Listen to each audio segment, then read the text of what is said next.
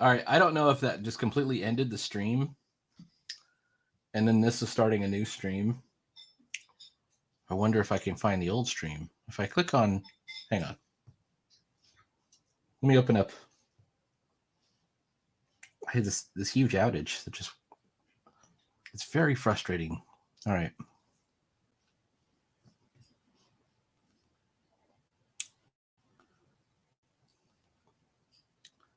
Let me go to my own.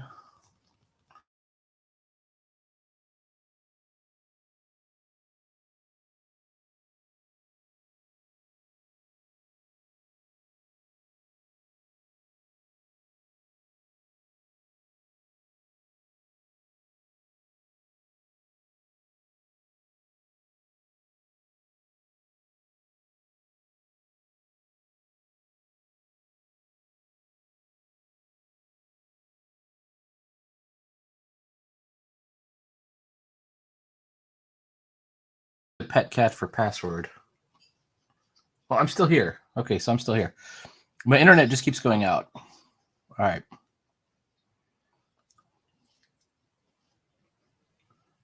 Oh.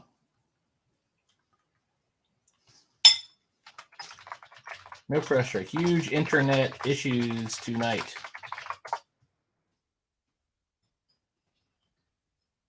So that was my drop by in a bit. Hi, Michael Hing. No pressure. Huge internet issues tonight. But you would certainly be welcome to if you wanted to. I'm just very frustrated with this whole situation with my internet. Anyway.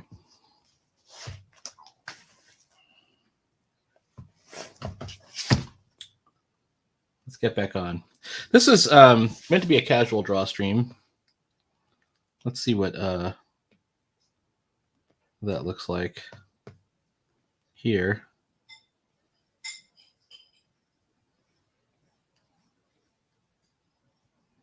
I'm having some trouble kind of figuring out this lighting, and I shouldn't really be worrying too much about the lighting just yet. So this panel, this is a weird quarter panel here.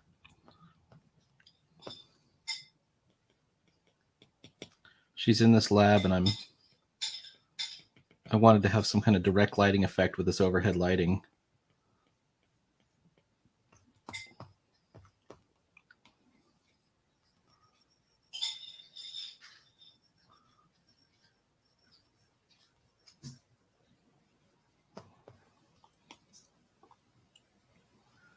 I'm not sure I'm getting it.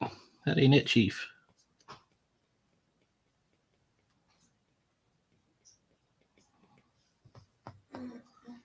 I don't know. We won't know until I get it more done. But I think what I need to really do at this point, Sideburns is completely dropped out. There he is. There he is. I'll re-add him. Sorry about that. My deepest apologies. I'm sorry. It's going to be frustrating. You don't have to hang around if it's going to be annoying. But you're welcome to. All right.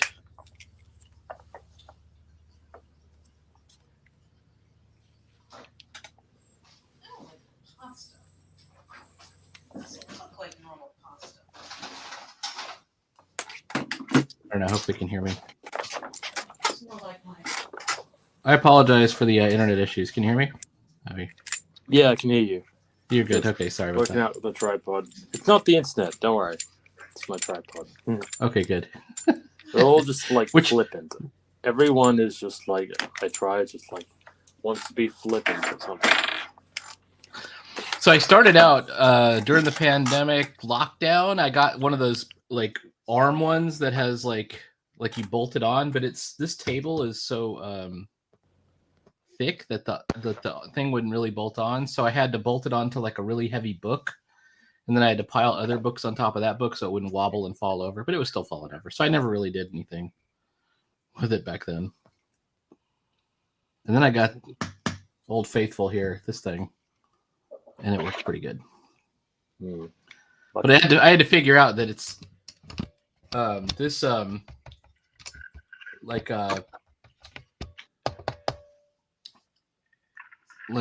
little beveled thing that holds it, it actually swivels the other way. So like I had it like upside down without knowing.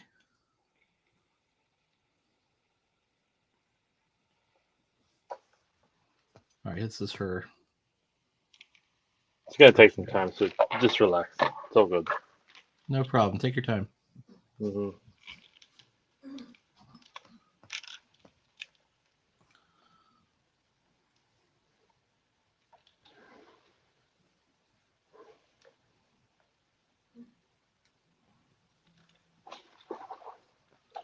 I'm wondering if that reads as a laptop.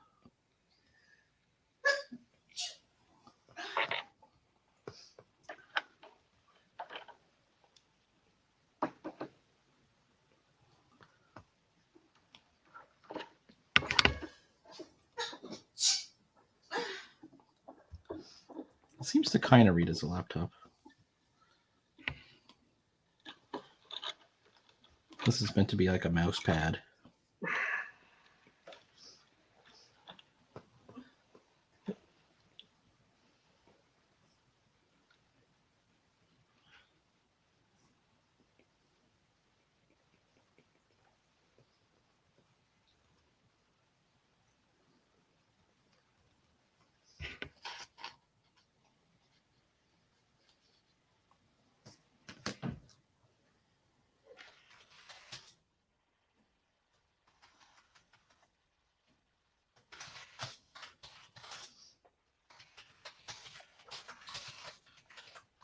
Can you pop me out of the Sure. out of the stream for a sec? No problem. Just Hang put me on. No problem. Stream.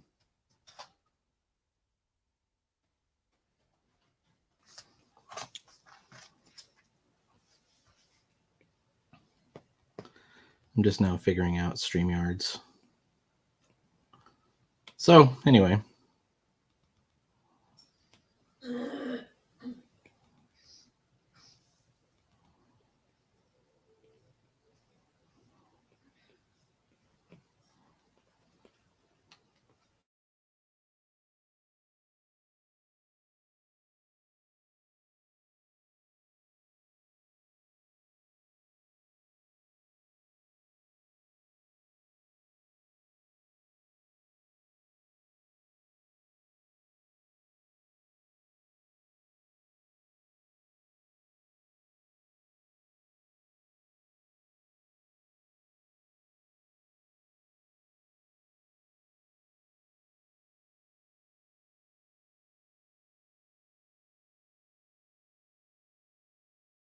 And it's not just here. Like when I was on vacation, we were out in like Matthews, Virginia, and there, like the place we were staying had the same problems. So I know it's not just my computer. Oh, wait, I think he's good. No. Nope. Take you back out. I took him back out.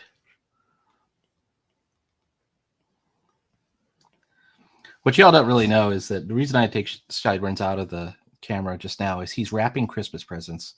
I just want anyone to know it's a little early. It's he's actually about 9 months early for Christmas. But you know, he got presents for literally everybody. Everyone watching this stream, which is 0. So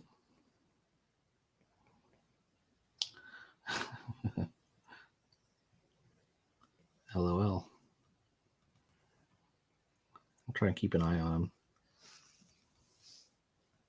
him to see when he's ready. But anyways, these are the Bee Strangers, a comic that started as a joke, sort of. Well, it started as I wanted to show off this technique that I had sort of stumbled upon while playing around with ChatGPT, and I was showing it off. I'm like, you can make a comic out of almost anything. and I've demoed it with all kinds of different ways. One of the ones I demoed it with was I had an idea of doing some kind of post-apocalyptic story, but somewhat based on Brave Dan. If you know who Brave Dan is, Brave Dan is a Tezuka manga, which it has this an orphaned boy who is one of the Ainu people in Japan. Does anybody know who the Ainu people are? Hang on, I'll bring up a Wikipedia. Ainu. The Ainu people. And they're like the native people, they're like the Native Americans of Japan, or whatever it is. So,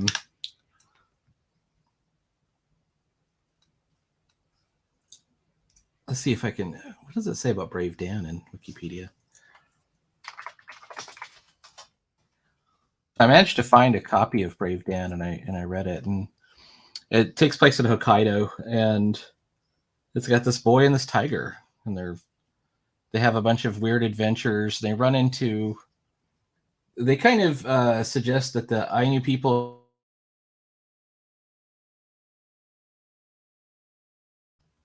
nope, I'm back. There's like a robot living on this island. So, and then there's like these criminals, and one of the criminals is like from China, and he's like the worst criminal, right? But then the criminal gets betrayed, and then he reveals that he's actually one of the Uyghurs from China, which is also like the north of China. You might have heard about the plight of the Uyghurs. I'm wondering why I even attempted. I see my problem right now is I don't have a good eraser set. Okay, there it is. Why did I attempt hatching on the front of her like dress thing?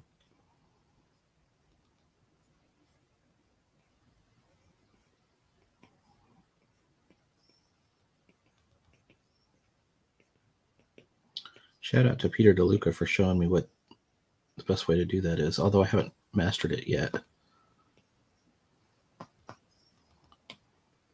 Anyway, Sideburns might be almost ready. He's still working. He'll say something in chat when he's ready, I'm sure.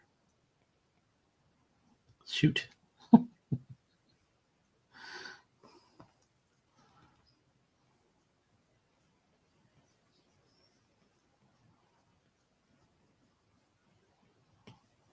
All right. Next week, no live show, just because I'll be out of town.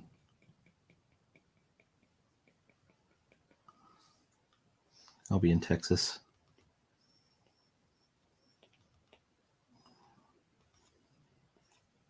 Cartoon language. There we go. I can see he's adjusting his, he's still adjusting.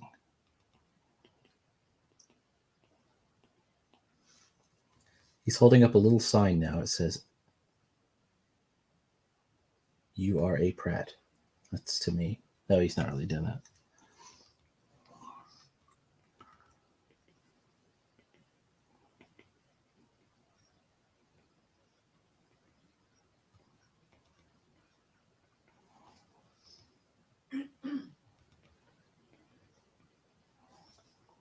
Okay. Celeste, you look great. Look at you. She has kind of an 80s hairstyle.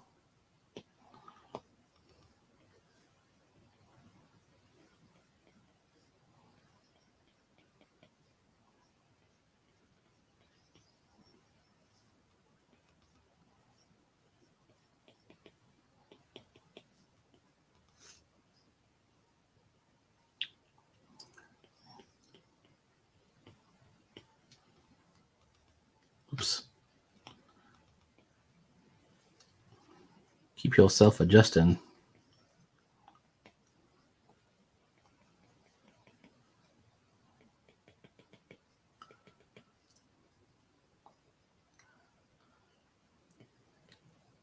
Oof.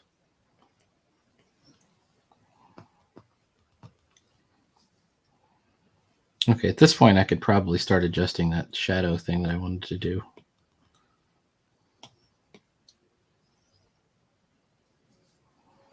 Let's see if I can do the feathers first.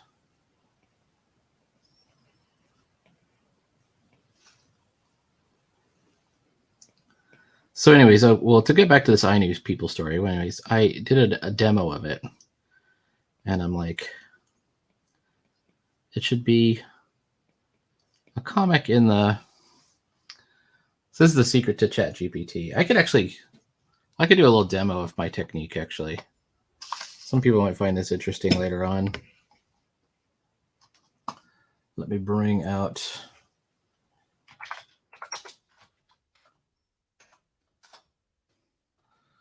I just need a...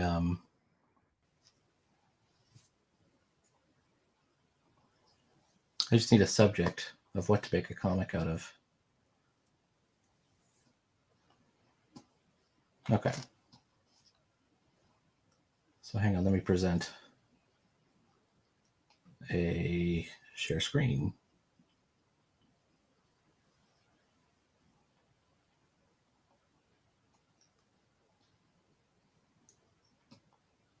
Okay. Can everyone see this? This right here? Okay. So this is ChatGPT, which is this cool thing. There was recently a South Park, I think it's just the very latest one, a South Park thing where they showed it all of the capabilities, and it's the same kind of thing. But I think where people get this thing wrong is they see it as, this will do the work for me, but it really won't. It doesn't do the work for you.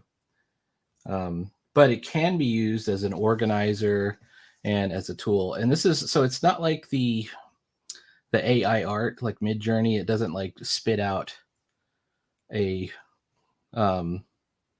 you know, a completed creation, because all you're really doing with AI art is you're giving it a direction, and it does the work. But you have to give this one all of the input. I guess you have to give the input to the AI art too. But let's think of a cool, like, what's a good comic that I like? Let me think. Or a comic story that we might want to tell. I can use my, okay, let's, I'd like to do a comic story about my character, Unga Bunga. Unga Bunga is a powerful, strong caveman who lives in a world of, oh, it's like a prehistoric world. A prehistoric world. But you have to give it all this information. You have to kind of give it the whole story. Character Unga Bunga. Unga was a powerfully strong caveman who lives in a prehistoric world of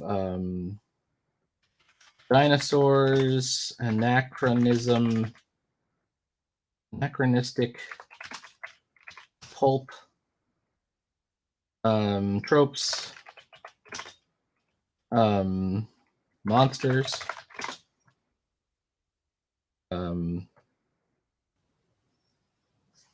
and other creatures such as undead mummies and lost I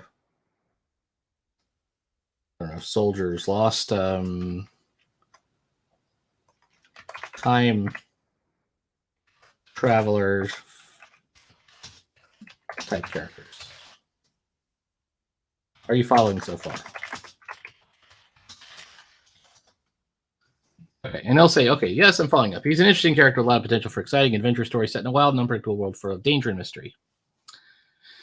It should be fun to explore the possibilities of such a setting through a comic story. Okay. Okay. I mean, an 8-page story.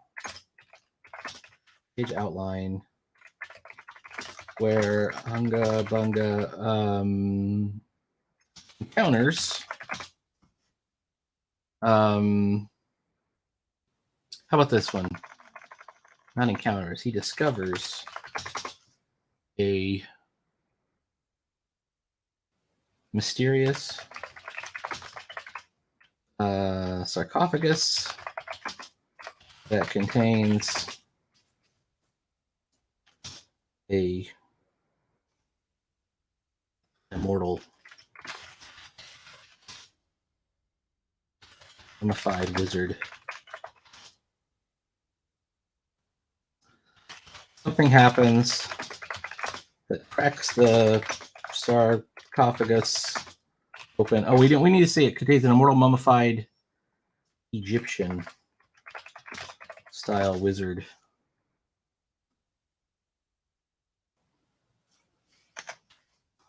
Something happens. Can you give me some? Can you help me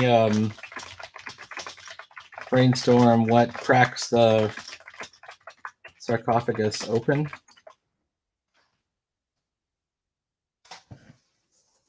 Oh, he's already going to throw me an outline. A sweeping view of Unga Bunga's prehistoric world. So it's going to give me page 2.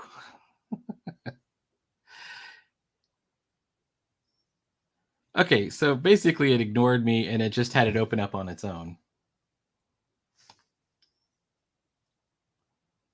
Okay, I'm just going to scroll back here. He's out hunting when he finds it. No. He tries to open it, but it won't budge. He decides to check later. He walks away. He's out hunting when he hears a loud noise. He goes, he finds it's been cracked open.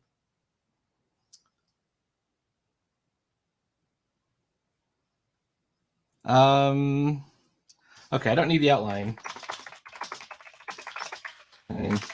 just yet.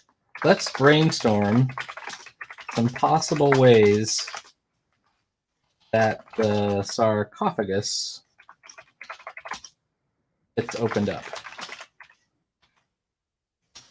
Maybe 5 possibilities. All right. Okay.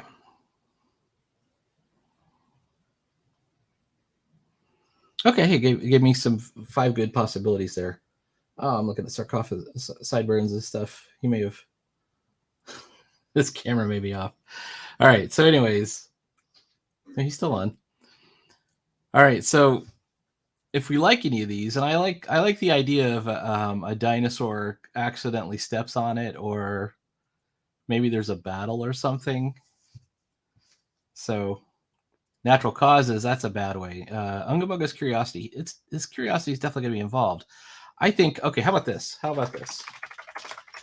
the way, this is the only way you can really approach the AI. You can't just give it like one set of instructions. You really have to start talking to it. So how about this?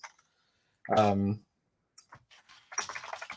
Bunga is chasing a dinosaur or a giant Pleistocene creature,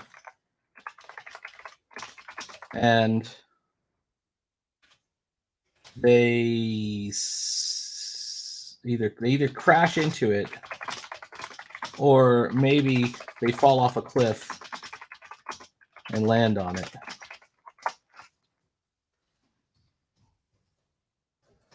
It would be an excellent way for it to be open. The scene can be depicted in a fun and dynamic way, with them crashing into the sarcophagus and cracking, revealing the mummified wizard inside. All right, that's good. So, oh, there's Michael Hing.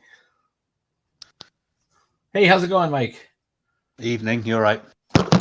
How are you doing? Would you like to be on stream drawing? You don't have to be, but you can still be on stream if you like. I don't know if you use a camera. I'll just have my voice because I'm pretty. Sorry, my phone keeps falling down. Totally cool. Yeah. I'm doing a demo of the Chat GPT thing that I was showing earlier. Yeah, I did notice that. Let me just preface by saying that Michael does not like this idea. I'm not. It's okay that you don't. I think a lot of people don't like it. I think it's fine. Yeah, I just think it's a bit expedient myself, but yeah, I can understand it can be a useful tool for stuff. But you know, even if it was like if I had some kind of standalone applet like within Word that would help me like brainstorm things. So I'm thinking of things like for example, like I'm asking it to brainstorm. how are different ways? There's a sarcophagus in the story, and it gets cracked open. I'm like, what are some ways it could get cracked open? And it was giving me some suggestions. And by the way, I didn't end up taking any of the suggestions. But it did spawn an idea in me to say, oh well, maybe maybe they run into they're running and they crash into it. How about that? And he goes, and of course it agrees with anything you say. All right, so here's another example of brainstorming, just for if the audience is curious. Okay, the wizard is Egyptian, but he is also fictional. We need a pulp wizard type name. An example which I don't want to use is Rama Tut, which is a Marvel Comics type name. Anyways, what are you up to lately? Can you hear me? I dropped out. I've been having like terrible internet lately.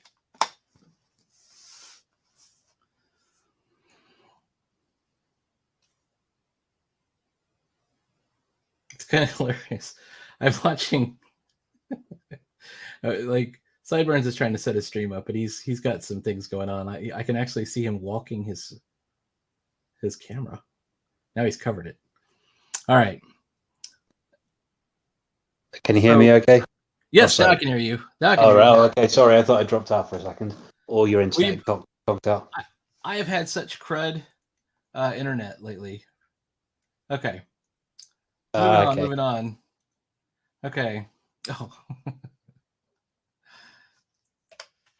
we go. Let me throw that out. Comments. Okay. So the chat thing gave me 10 brainstormed things. I kind of like one of them, Kepri the Eternal. There's Thulsa. That's right out of Conan. Zoltar. That's right out of Big the movie. Wait, did you drop out? Hold on. I didn't mean to knock you out. Are you still You there? didn't. No, it's my fault. I accidentally pressed back too many times. I was trying to look at my phone. Yeah. Anyways, here I'll just for your benefit, I'll go over the idea I had so far is that there's some kind of undead wizard in a sarcophagus that Unga Bunga somehow releases. That's all I've gotten so far. Oh, okay. Anyways, so I'm just coming up with names now, and I like one of the names is Kepri. I think that sounds like a pulpy Egyptian style name. Yeah. Okay. Cool. So your story is Thunor Syme. Is it done? Are you just starting it? I can't remember where you are on that one. Part 1 is completed. Actually, I just need to come up with a cover for it. That's a good place to be because it's all written.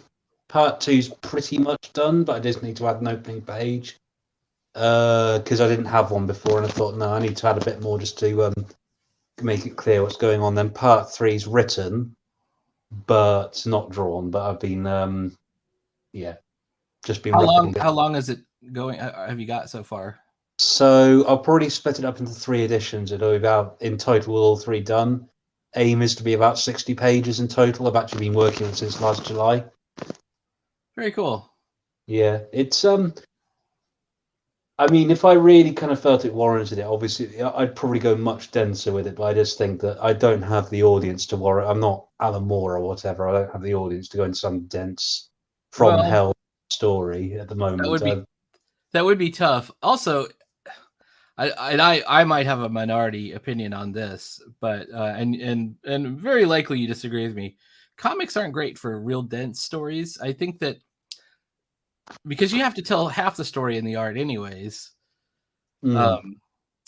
So like when you need to, at some point, like, Watchmen's a perfect example. Every issue of the Watchmen, there were 12 issues. I know everybody knows it as the graphic novel now. It kind of opened with like an essay or something at the beginning or the end, I think, as I recall. Maybe I'll have to relook at it.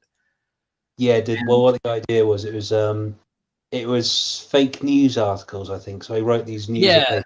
as if they were being reported on while while the events of the story unfolded, essentially. Yeah, and like they were like faking that they were almost, some of them were news articles, some of them were magazine articles. Like here's an interview with the former Night Owl or something like that, as he's retired now. As I recall, is one of them. Yeah, I think I'm going to be honest. I can understand that Alan Moore's obviously a very clever person. He can write well and what have you. But again, I kind of fear his way of writing as well. It's just his problem is that he deconstructs a lot of this stuff, and the problem with deconstruction is, where do you go? It's why we have, in my opinion, actually, the problem we have with the medium we do now. Once you've deconstructed something, where else can it go except parody? I would say he's the master deconstructor. There's this comic that I'd love to show you. It's on Comic Book Plus. This is a legal public domain comic book site. And this is supposedly one of the most influential comics for Alan Moore. Now, we know Alan Moore liked a lot of Charlton books because that's the ones he used for Watchmen, and he seemed to know a lot about them. Yeah, they got bought out. Didn't Charlton get bought out by DC in the end? They did, but the crazy thing is they didn't have great copyright notices, so it was like, a lot of the stuff it ends up by default in the public domain, but they've got. Oh, I think you got off. I can't hear you anymore. Oh, there you go. You're back. What were you saying? Sorry. I'm still here. Can you? Yeah, your voice. Come on back. Off. Yeah, your voice went off for a second. Come on back.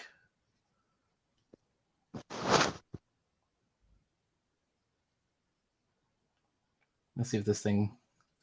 I can see I have like an unstable, minimal connection. And I'm just like hoping beyond hope that it lets me stay. My quite lucky where I am. My internet connection is quite good at where I am. Although Hereford generally is not great.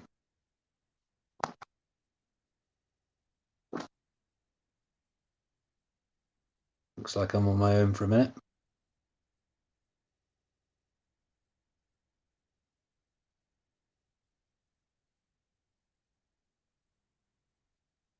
I'm sure Peter will be back soon.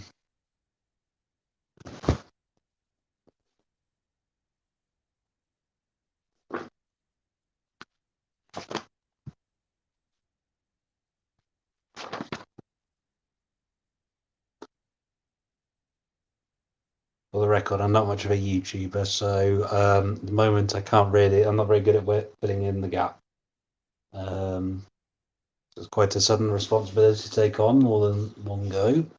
I'm sure my audience, no matter how large, is eagerly waiting Peter's return.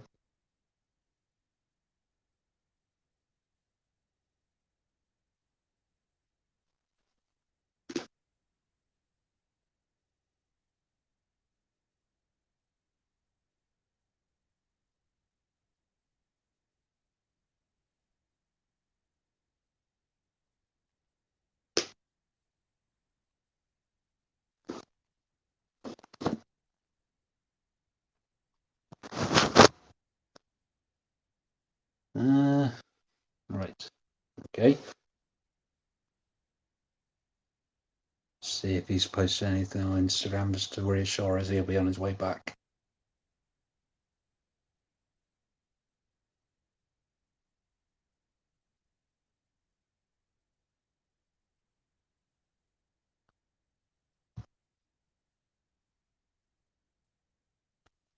So I'm assuming most of you are here. If any of you are watching at the moment, it's probably thanks to Peter posting a link to it in the Discord, the Donkey Jaw Productions Discord. So a lot of you are probably aware of my own current projects as it is. So I don't know how much I need to promote them here, but I'll give it a small mention for now. That I'm currently working on something called Thuna Sime, a book. It's essentially a sort of espionage thriller, I suppose, as a lot of my stuff is. Set in the near future. It's not quite as densely cyberpunk as I was initially planning to, but it should have a small elements in it. But that will be worked on very soon, perhaps with more stuff. I will be looking to finish it. Oh, there we are. I Sorry. apologize. That's all right. All right, and then let me add sideburns in there. Sorry about that, everyone. Sorry. All right. It was a really bad drop on my part. We just got the mail dropped off at the same time too. And what did I The get? weirdest thing to be like have the host drop out and have like the guest on. Just have it's like the weird, like It was the Michael Hing takeover and the sideburns takeover. I didn't take advantage of that as much as I should. I'm not really much of a TV presenter. You could have been like, okay, this is now the Michael Hing show, the Michael Hing channel. like and subscribe. Well, I should have said that, shouldn't I? All right, so I got some pencil leads. That's what I got, and I got something else. Just happened to have the mail delivered just now, so let's see what I got. I'll tell you what I called him briefly. If any of you are a fan of that series, Concrete. That right?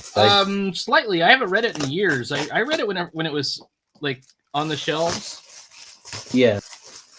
And it was pretty awesome, as I recall. Oh, those are some jeans I Yep. got. Okay. Awesome. And I recall liking it. There was the one issue that stands out in my mind is at one point he decides to do something amazing. So he decides to climb like Mount Everest or something, or climb this high mountain. I've And he heard gets about all the way up there. Oh, have you read it? I don't think so. I don't think I've read any full issues of Concrete just yet. I've read bits and Oh, okay. pieces. It's okay. Well, I won't give the spoiler, but he tries to climb a mountain. That's the premise of the issue, and it's pretty awesome. Yeah, they kind of do this thing, didn't they? It was sort of like it was a man who was turned into concrete, but after that, nothing really massively exciting. He doesn't become a superhero. He doesn't become a kind of thing, type of character or whatever. He just not that I recall. Yeah, not that I recall. No. And that was it was a big comic for a while. It was one of those like when you would go.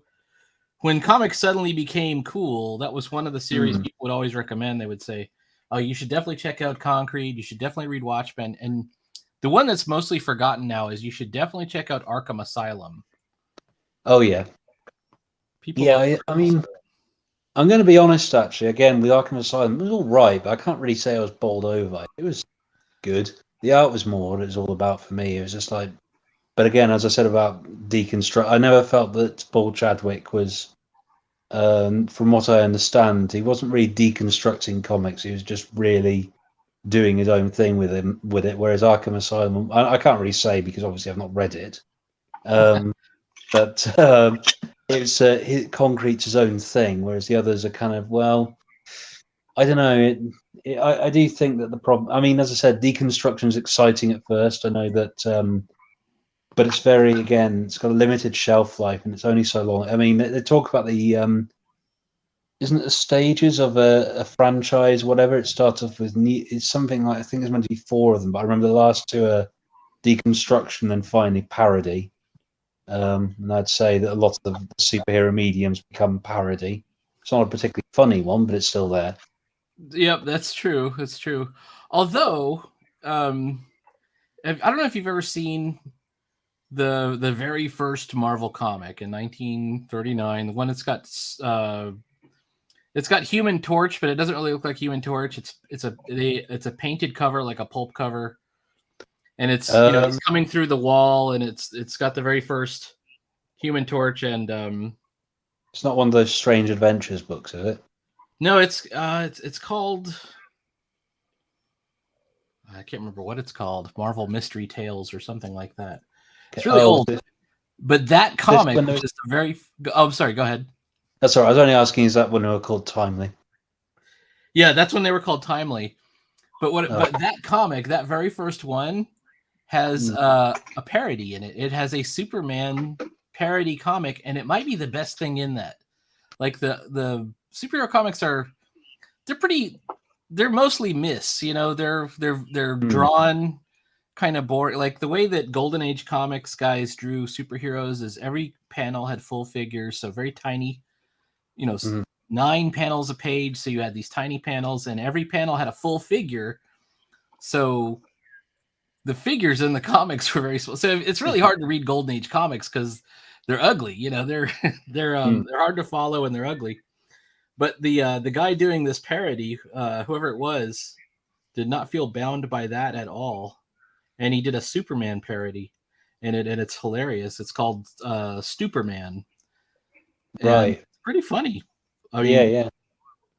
So and it's obviously well drawn, and it's, you know, it's entertaining. It's well drawn. It's colorful. You know, it has all the things that anybody would like, and they just obviously a few decades before Mad did Super Duper Man. Then yeah, oh definitely, yeah.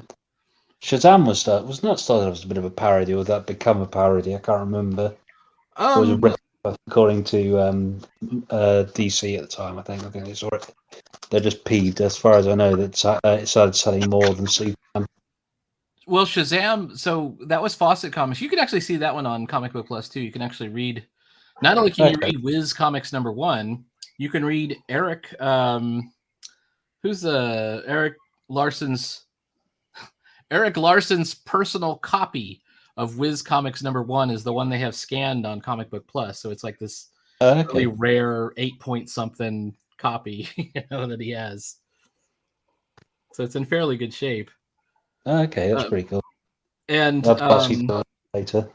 Yeah, what's interesting to me about that is CC Beck, who is the creator of it, is really a newspaper comic guy. He didn't come from the world of comic books, really. I mean, he kind of defined it later on. Everybody goes, oh, Shazam, that's comic books. But if you look at his style, that's why it always looked a little off compared to, like, it looks more like an Archie comic book almost. The characters' eyes are drawn as dots. And, you know, but to me, like, that look works. It's, you know, to give it a little bit of cartooniness seems to work for me. Anyway, I don't know. Maybe not for everybody. A lot of people think it's really silly. I kind of like it. It just works for whatever's needed, really. I mean, my work isn't really cartoony, but that's not for me. It doesn't really, but it's not really anyone else. You know what they do. You have like adult subject matter in your comics, so it wouldn't make sense to put it too cartoony, or if you did, that would almost be like a statement you were making by put like Mouse is cartoony but with adult subject matter. And for although having said that, it doesn't stop anime and manga artists, does it? No, not at all. Yeah, that's totally true. It's kind of funny. This is something I find very frustrating about the manga artists is there's one I got called, I'll have to look at my manga library, my Kindle library, because I get everything on Kindle now. It's the life of blah blah blah, some character.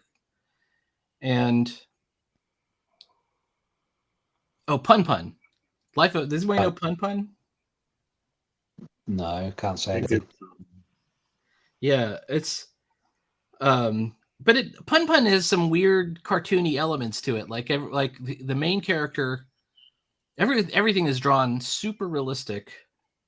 Well, I don't know if it's super, like the backgrounds are drawn super realistic. The characters are drawn a bit realistic. But the main character, Pun Pun, when he sees himself as a bird, and it's a bird drawn like by a 10-year-old. It's a very simple, like, I'll draw it right now. The way he draws himself is just like this. Right. But everybody else in the comic is drawn super realistic. And then he's having all these problems and he's always praying. And when he prays to God, it's always done with a photo. The God character comes in, and it's a photo of a character with this huge afro, who usually says something unhelpful. Like, right. So it's, to me, that's like, okay, we're almost doing like a Monty Python thing there. There's some intentional parody going on. Yeah, I think this is often a kind of. I think everyone just sees the faces with the manga medium and doesn't actually really look at the bodies. But if you look at actually a lot of the artwork with manga, a lot of it is actually technically very good. Oh, But absolutely. everyone sees the Yeah. faces and then just thinks, "Oh, I can do that." No, you can't. Uh, No, you it's, can't. There's a lot of work going in there. Yeah, I agree. I agree with you. Yeah, it's. I don't really take. I mean, personally, I don't really take to the whole manga face thing. It's the one thing that puts me off a little bit. But a good story is a good story. It's why I mean, even if Mazamune does it a bit too much for my liking, I will say that I'm very fond of the Ghost in the Shell series he did for one thing. I think I thought it was pretty cool. He did because I've spoken to people about this before, more in the kind of like I suppose you could say cyberpunk um, fandom as well. And it's rather interesting they call Ghost in the Shell post cyberpunk because cyberpunk usually deals with anti-authority figures, whereas the post cyberpunk genre generally deals with authority figures. So it's not against the use of police officers, protagonists, and what have you. I never saw it that way, but so I remember when I was in college, I took a unit but I don't know if anything you hear in college, you're getting whatever that professor's opinion is, really. And there was a lot of stuff about noir detective fiction. Philip K. Dick, Do Androids Dream of Electric Sheep, which is Blade Runner, right? And then just like deconstructing like detective fiction and then applying it to cyberpunk. It wasn't until later that we kind of added all the Johnny Mnemonic stuff, and that became Neil, what's his name? Stevenson. Yeah, the Snow Crash guy, right? Yeah, that's him. And then suddenly that's the real cyberpunk. And then kind of the Matrix came out, and it was kind of in that vein, but it was a different take on it. So it really did widen out after a while and become an interesting. Yeah, I think I'm going to be quite honest. Actually, a lot of the cliches of cyberpunk, I honestly find a bit boring. I think that I always I'm always a big fan of the standalone complex again with the Ghost in the Shell series. Yep. It doesn't show a hellscape. It's actually not a massively unappealing world to live in. Really, it's not. Not at all. It's very urban and yeah. And I find it much more interesting and appealing because it's just that cyberpunk has become enslaved by its own cliches. I mean, the idea of Blade Runner, for example, when you see that city at the beginning, it's a nightmare. It's not meant to be a nice place to live. You certainly don't want to be there. Whereas the difference with Altered Carbon, when it shows the cityscape on there, it's no longer saying this is a horrible place to live. It's kind of like, hey, you like cyberpunk? Here's a promise of what you'll get to see in the next episode or upcoming episodes. It's a different kind of thing with it. And I think that cyberpunk has almost become, to a lot of people who appreciate it, almost aspirational. And there's nothing wrong with it being aspirational, but it's this kind of thing of I don't know. I feel it's become gradually more superficial, almost a bit. So I'm kind of, and I think a lot of writers do seem to be rather enslaved by its cliches rather than trying to they don't. I don't know. It's this assumption that things are going to be really cool in the future. Actually, honestly, if you look at Britain and now compared to say the 1960s, which was about 60 years ago. I mean, 80 years ago. If you start at 1960, it's not the world. The country doesn't really look that different, and probably won't in about 50 years either. Maybe you'll start to see a little bit of what will come with a Blade Runner thing, but ultimately, I think that cyberpunk actually it's the concept that needs to explore more rather than going with the cliche aesthetic of basically being 80s. You know, it's basically cyberpunk is to them the 80s if it never finished. So it becomes like steampunk, but for the 1980s. Yeah, I think it's definitely a thing. I mean, even Brazil, the movie Brazil. It's like it's that same thing. There's ductwork everywhere. this steam, and then there's terrorists. He's driving that little car, which looks like a Reliant Robin or whatever it was. I mean, it looks at. I think that was actually a real car. Yeah, I think they were produced in the UK. I'm not sure about that one, but I think they were. feeling It was like it was like the UK or Finland or something, or France. It was like a little. I couldn't remember if it was a Citron or a. It wasn't a Reliant. It wasn't the 3-wheeler. It was the other one, but the little small one. Every once in a while in the UK, they'll have like a show on. Like my girlfriend's watching this show that's like where people go around and they buy things at auction and then they try to sell them. No, they buy things in antique stores and then they try to sell them at auction. I know what you mean. I can't think what it's called now. Bargain Hunt, isn't it? What's that? What did you say? Sorry. Bargain hunting. It's that guy. Yeah. I know the guy, the presenter on that show. Like. Oh, okay. Yeah. Yeah. He but they give him a car usually. They're driving around in a weird car. Some classic, quirky, car. I'm looking at my panel here and I'm wondering if I'm putting this in the wrong place. But yeah. Anyways, on the manga front, I just wanted to show you something really quick. This is a 1960s manga, and it looks totally different, but not totally different. Like, look at let me see if I can zoom in on some faces here. I don't know if you can see it. That's the ship. Let me get to one with some faces. Like the 1960s manga look is completely different. Let me see. I think I have a light. It's completely different than the current look. But it also is its own kind of cliched look. In fact, one of the characters I just focused on a second ago, if you didn't know any better, you'd think that's Tezuka, but it's not Tezuka. This guy is actually Tezuka's assistant. Okay. Ishinomori. And it's the same guy who did Kamen Rider. By the way, this is the original Power Rangers. This is a Sentai Go Ranger.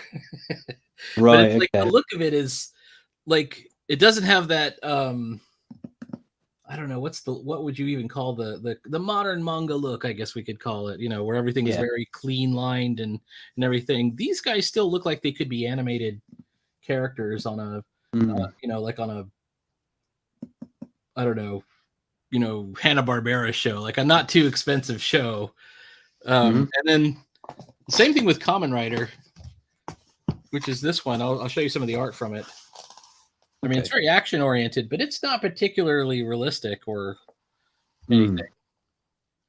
It seems to me that a lot of the older, because I think I've got a book series, another manga one called Legend of Kamui, which I think is from the 60s or 70s, and the art's quite different. They kind of seem to have gone more, it's like Lone Wolf and Cub, kind of a lot of hatching and all that kind of stuff. And I think Lone Wolf and Cub, that's in the 60s or 70s, didn't it, as well?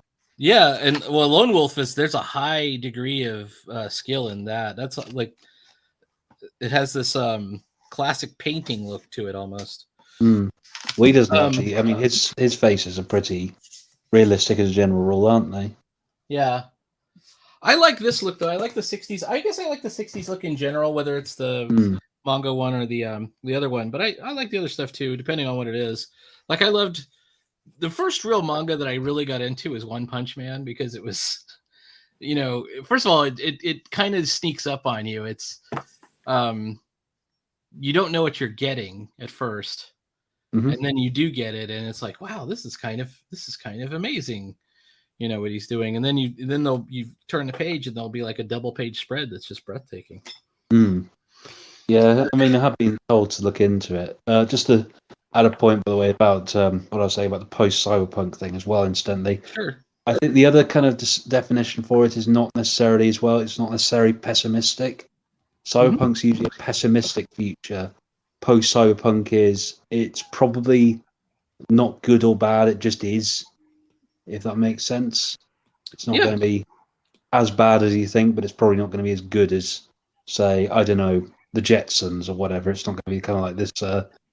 It's just going to be, that's it. There's still going to be problems in the world, but it's not going to be a living hell either. At least you won't fall out of the sky, like the buildings.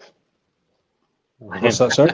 You won't fall out of the buildings, you know. No. Building. Yeah, exactly. Yeah, I mean, it's just but yeah, I think I am very picky when it comes to manga. I was impressed by Junji Ito though. Obviously, he's kind of like the manga version of There's another author. I don't know if a lot of people have heard of him, but he might have stumbled across him. Thomas Ligotti, who is not a comics author, but he's more. He's kind of like a novelist, a sort of short story version writer of Junji Ito. They're kind of similar feel to them. I don't know him. So he's sort of considered a descendant of H.P. Lovecraft, but he's not just influenced by horror. He's influenced by existentialist writers like Franz Kafka and all that kind of thing. He's more, but yeah, I think that Ito's kind of he's got a similar vibe to Ito. It's this kind of weird. I will say this about Ligotti. I've read some of his work. It took me about a week to adjust back to normal after reading him. It's not because it's not scary because it's kind of terrifying jump scares. It's kind of more scary in that it's unbelievably bleak. Oh, really? Which Lovecraft can be as well, but he still deals with horror subjects. So his stories still have the supernatural in them, but they will change. They will make you feel really odd after reading them.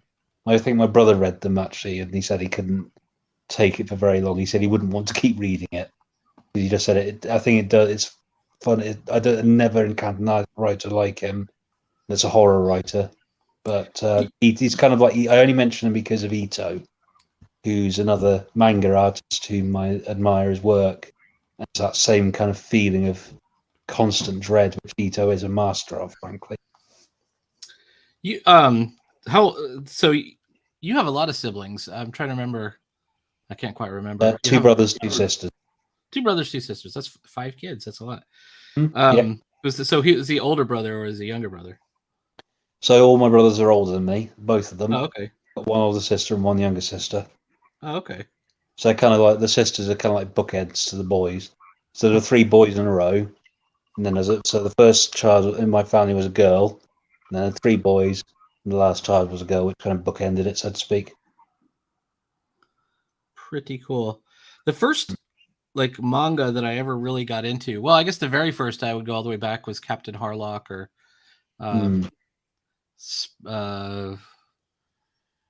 what was it? The one with the space train. Oh, I have no idea. Cats. I can't remember what that one was. But that was like early on. That was during when we had like HBO, back in the 80s, and this was even before the 90s.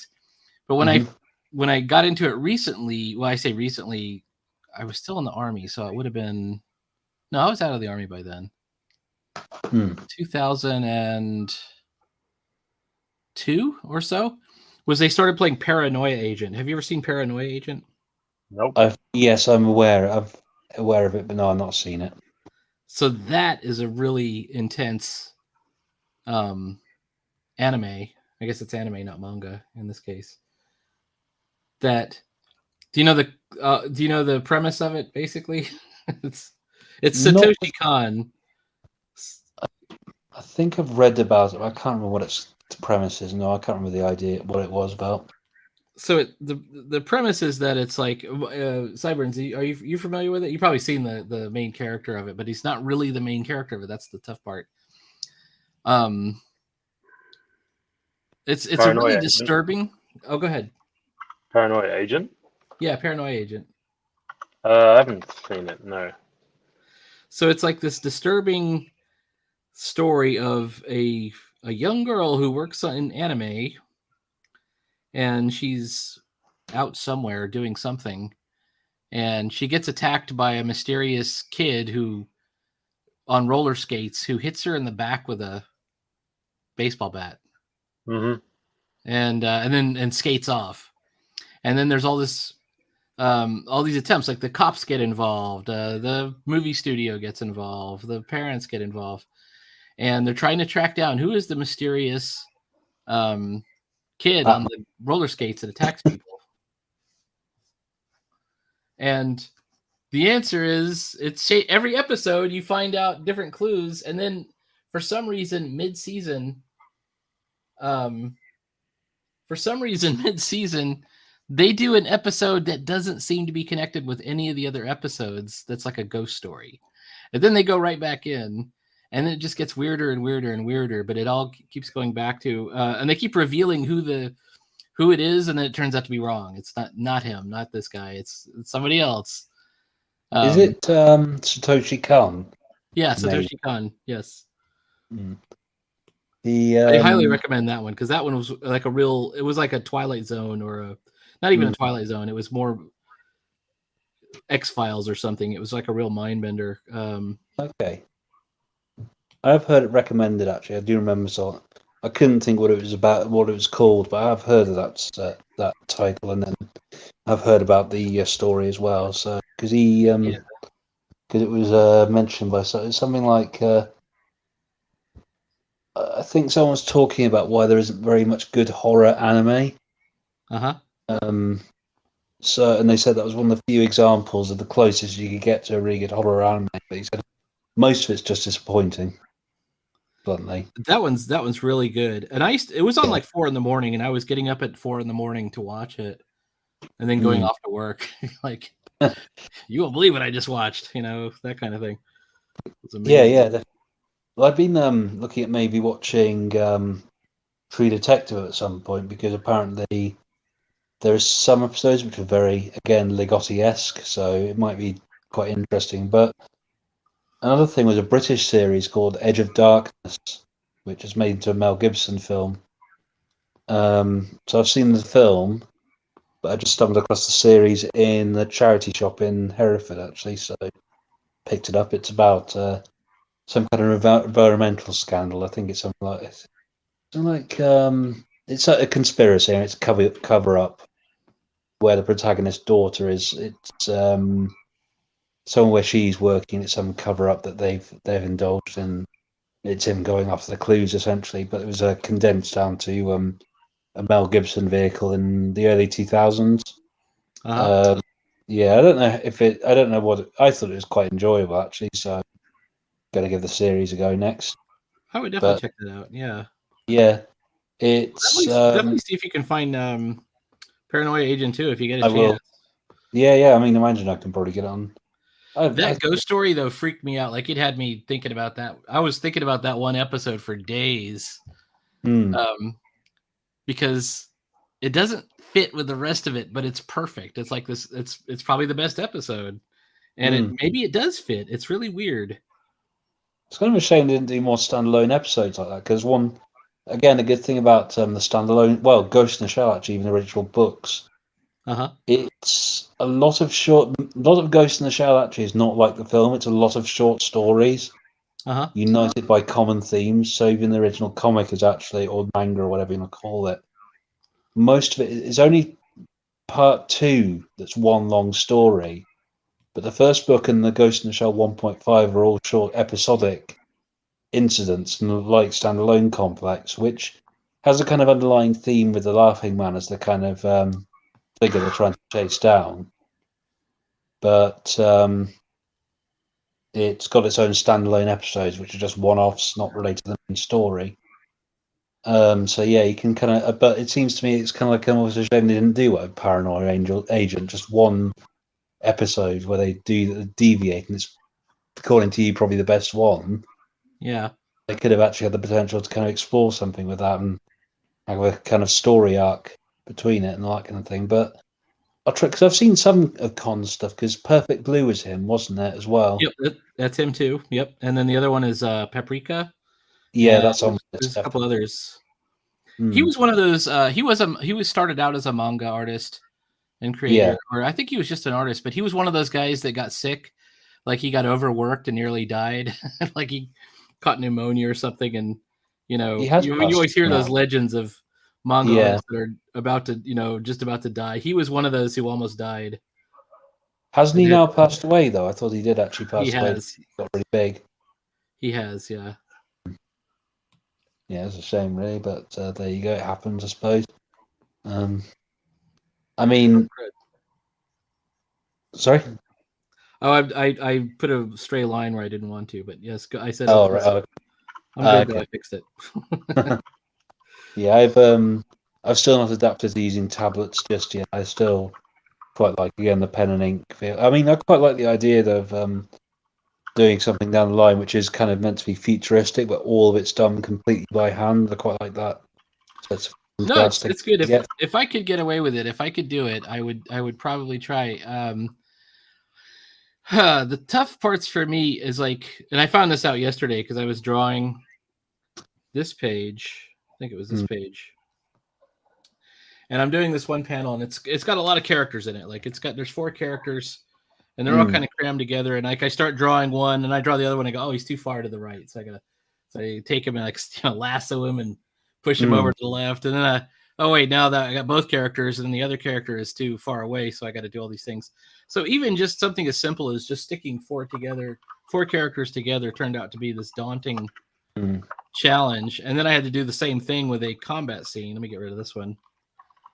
A combat scene, this panel, and then this panel took hours. And it probably doesn't even look like anything to you, but it took hours to try and arrange. I've got 4 bad guys and 4 good guys, and without just kind of make them look like characters on a football pitch. You want to make them in perspective, so you want to have a character up front, and you want to have a sense of 3-dimensionality and all this other stuff. And that's one of the reasons I'm a bit reliant on it. And then the other reason is I suck at scanning things, so getting through the scanning divide is tough for me.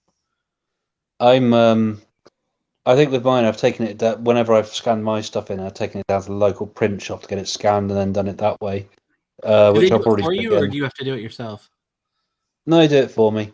Although they messed it up last time, which I was a bit. But then, it's partially my fault. I probably didn't give them enough instruction because they saved it as a single Adobe document, and I need them as JPEGs for me to be able to separate file. Whereas they saved it as one single file.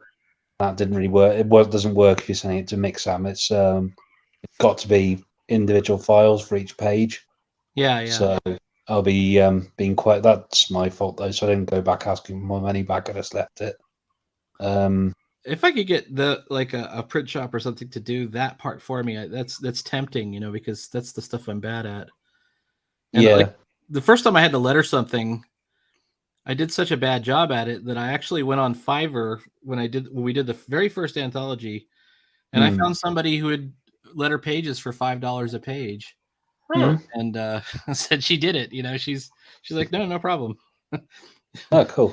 But I learned from what she was doing. Like she kind of showed me how she did it. Yeah, and I think I do a better job even than what I paid for then myself at this point. But it took me a while. Like I couldn't get the bubbles right. I couldn't get there were like other considerations I wasn't taking into account. Like I'll give you an example. Do you see how I bolded this word? Or I've got I have certain words that are bolded and italicized and stuff because I want to try and preserve tone. As much as I can, as much as anyone can, I guess. And those are things that if I hadn't like paid my $5 per page, I probably never would have learned, or it would have taken me a lot longer to learn at least. You see, sorry, go on. How much was?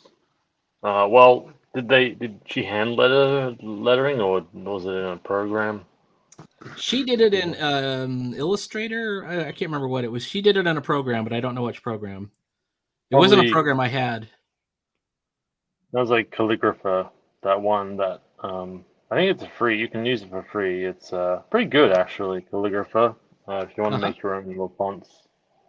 Oh yeah. No, Tibar was showing me that one, and Evan did something with it too. I think I'd love to do that. I actually downloaded it, but I never did anything with it. I think that would be cool.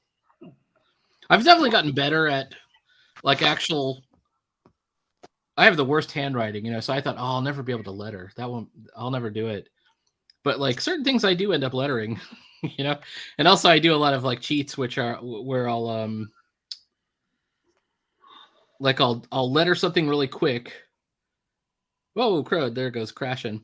I'll letter something really quick, but then I'll put another layer on top of it, and then I'll trace it. Hey, what's going on there? See, I do hand letter my stuff, but I do have quite good writing, I guess, so it does work out quite well. But it does mean, although if it's hand lettered, it does mean I'm not very good at doing the stuff that's in bold, I guess. That's the only downside with it. I did used to do it so that I would essentially I actually hand stuck the speech bubbles, I think, on the first books I did over the drawing. But these days I just draw in the speech. I just write in what I'm going to say and then draw in a speech bubble. But down the line, I'll probably get a bit more tech savvy again and start being sensible. I'd still want to hand letter, I feel. It's just more satisfying thing to do that way, I think. But for now, I'm quite happy with it. One good tip, and I'll just pass it along if anybody else is interested. About lettering, and I was in a class, one of the narrative classes at Cubert with Sergio Cariello, and he said what you have to do is, like I was doing, like my letters, like, okay, so here's this line, keep your eyes peeled.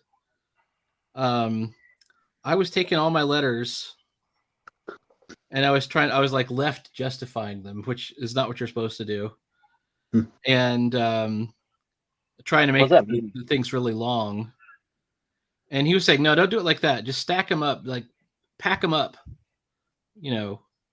four deep like this so that they're nice and compact. And then also use the panel border as one of your borders if possible. So if this top border, for example, will become the top of the bubble or the speech bubble. Top of the border. Okay. Yeah, so example, like this up ahead guards line right here. Mm-hmm. If I had a bubble layer up, I would have like that, right? So I'm using the panel border as part of the thing, and you can see I've already done it on this one, but over here, something like that. But you got to get it at the right, you want to have the right amount of air in the bubble, quote unquote. This one's too close to the border. I've got this snapper. Let's see, where is it? I've got this snapper. Let's see, move it up.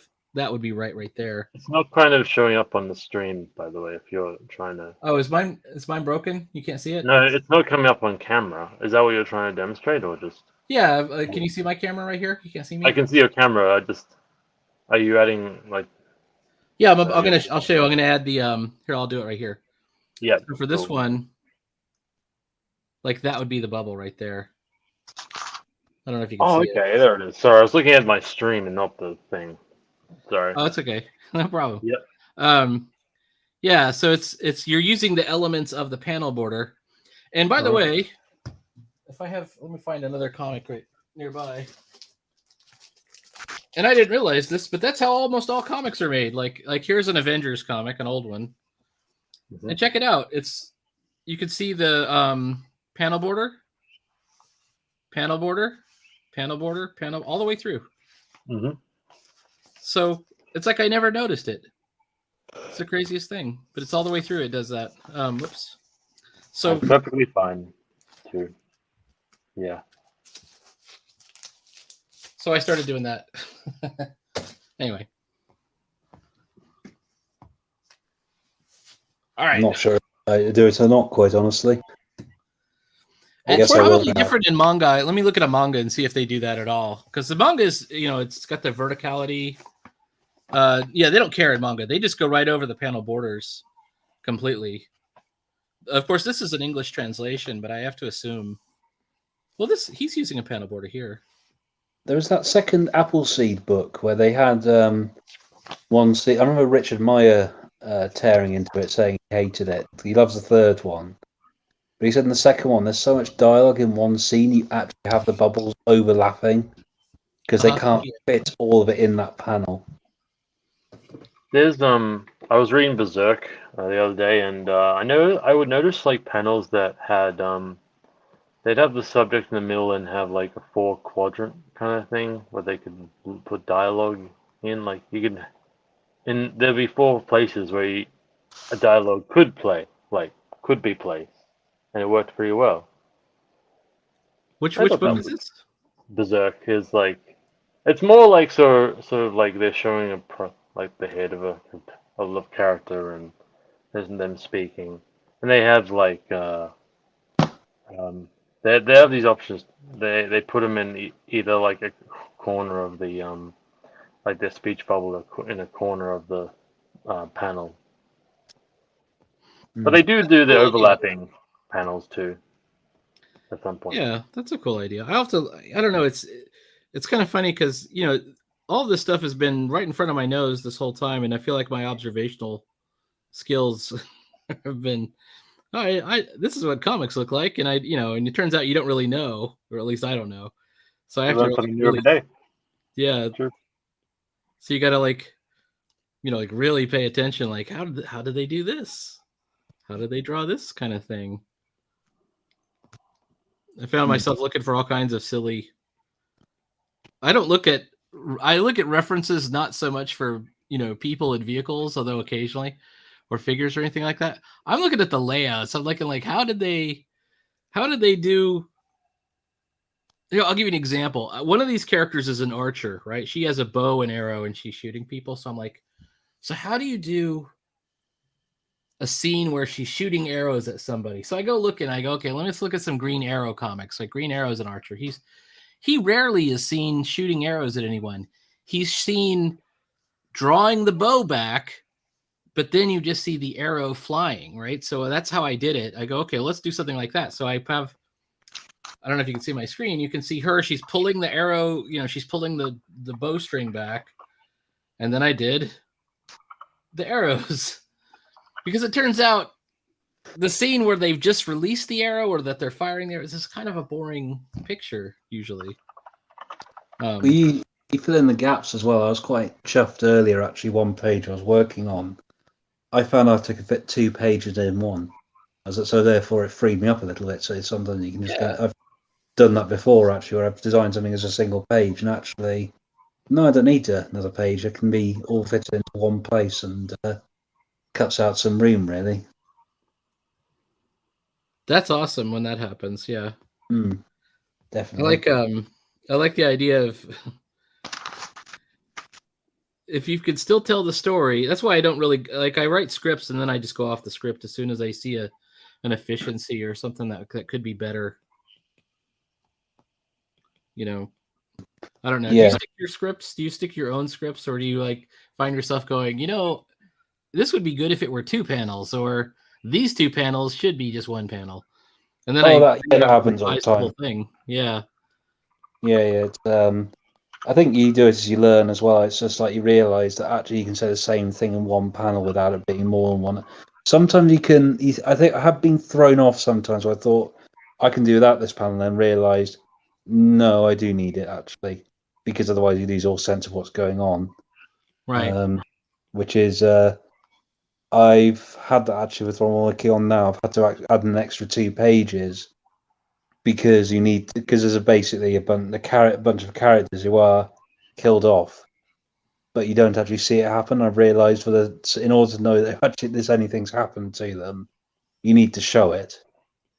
Because I cut off just as real clear about it. Absolutely. Yeah, because the first issue basically finishes on a cliffhanger, and essentially, but you need to find out what. But I just cut it off thinking, oh, people will be able to fill in the gaps. They'll know what will happen. No, you need to see what happens to the people in general, just to figure out what the incident is and why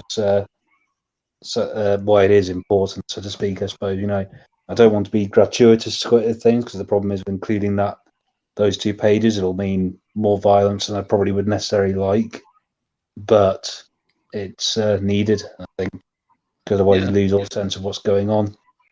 Well, I mean, there's a lot of ways to show it too. I mean, you could show. There's a lot of ways you could show it, depending on what it is. Yeah, I don't mind showing people getting shot or whatever and all that kind of thing, but I just felt that I think it's partially me being a bit expedient because I thought I don't need to draw this going on; it would be too much trouble. And actually, it's kind of maybe I come to realize that no, it's that I do need to include it really just to show a bit of a firefight. And actually, it means the second edition can open up with a fairly exciting opening as well.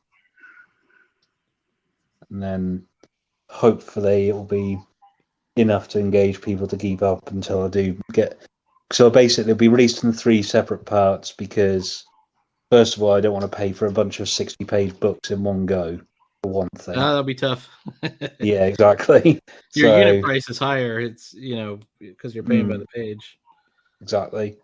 And also, it's just nice to give people, hopefully, it will mean people will be committed and want to come back and see what happens for the rest of them as well, rather than the one-offs I've done so far. Yeah, absolutely. I mean, if I could, and if I really had the will yet, it probably would be more like something like, I don't know, 200 to 500 pages. And maybe one day I'll try and do something like that. But at the moment, no, absolutely not. I think you cultivate patience. That's one of the advantages of doing shorter books. It's, as Marsh points out with his early videos, the 8-page books just mean you get something done and something finished because and then gradually you can work your way up, which is what I did actually, taking that point really. So after that, I did another 10-page book, which was all a full story, a short story essentially, a short instant. Then after that, I did the 2 20-page troubleshooter books. There's now I'm doing. also, this is a personal theory of mine, is that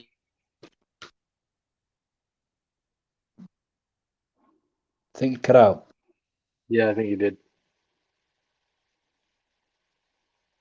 I'm sure we'll be back. Yep. I'll wait to hear his personal theory at least. Mhm. He's still showing up, mind. Can you hear me there? I can hear you fine, yeah. That's good. We're running the podcast now. yes. Yeah. Oh, there we go. What's your personal back. theory? Yeah, hi. My personal theory is that you have creative muscles, and it may be that you have to start out with the one-pagers. That's why I started out with like the little one-page mini comics. And I wasn't able to do an 8-page when I started out, but then I worked my way up to the 8-page, then I worked my way up to 12 pages. And I was doing these 12-page ash cans, and then I did from there I actually did my first full-page stories that were, I don't know, 16 pages or something like that. 16 is still my sweet spot. I think if I go over 16 I get worn out.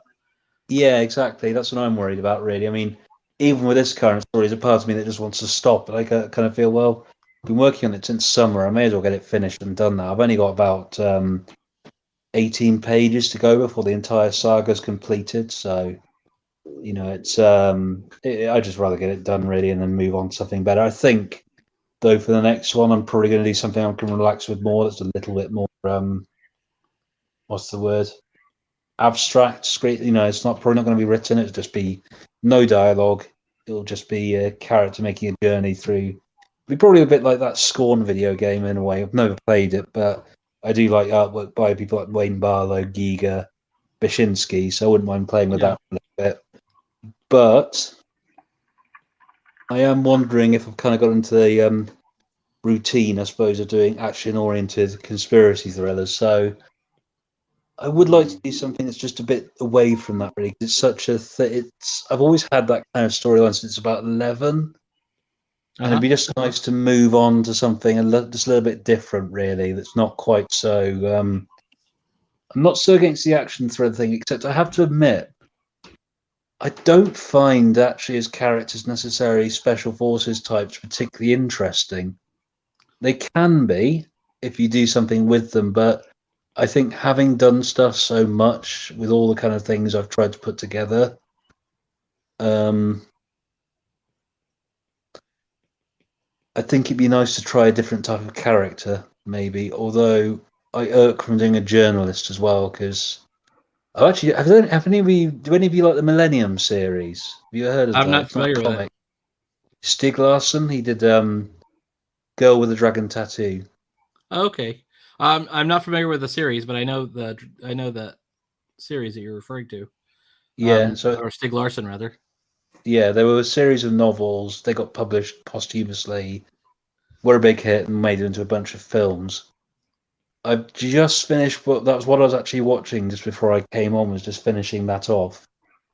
I do enjoy it well enough, but at the same time, I kind of I felt quite liked I don't know. Girl with the Dragon Tattoo. Go ahead. Sorry. Yeah, sorry. You're there. Go ahead. Oh, sorry. I Go thought ahead. side was saying something. Oh, it That's might have okay. been. I have Should to I get carry on? outside real quick. I'll be right back. No problem. Okay, cool. Yeah, I kind of enjoyed Stig Larsson, but at the same time, I'm kind of feeling. I don't know. It's almost this thing of being relentlessly grim to the point of being, again, tedious. Maybe. Yeah. Yeah, I think there's a. That's definitely the Girl with the Dragon Tattoo series. It's totally like that. Yeah.